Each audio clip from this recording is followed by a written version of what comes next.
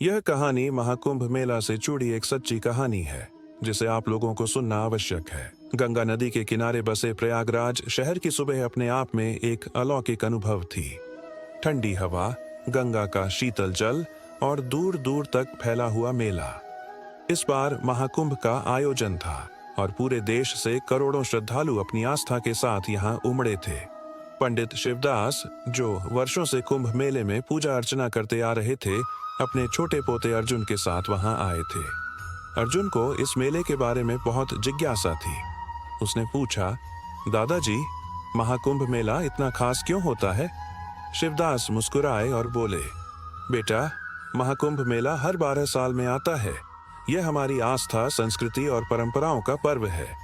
ऐसा माना जाता है कि समुद्र मंथन के दौरान अमृत कलश से 4 स्थानों पर अमृत की बूंदें गिरी।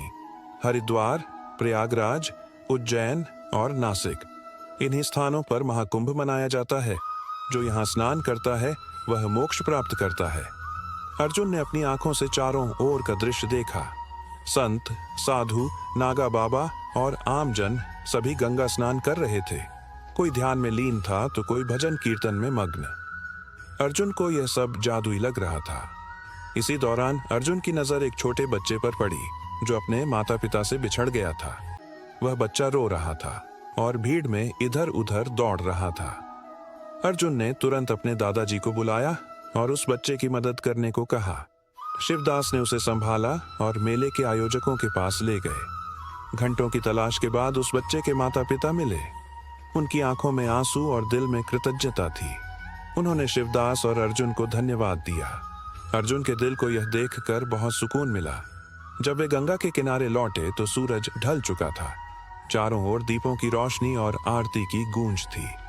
शिवदास ने अर्जुन से कहा, बेटा, महाकुंभ सिर्फ एक धार्मिक मेला नहीं है, यह मानवता का मेला है जहां हर कोई एक दूसरे की मदद करता है।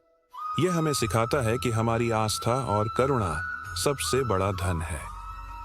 उस रात अर्जुन ने गंगा किनारे बैठकर पहली बार महसूस किया कि आस्था केवल पूजा अर्चना में नहीं, बल्कि दूसरों की मदद करने और प्यार बांटने में भी है।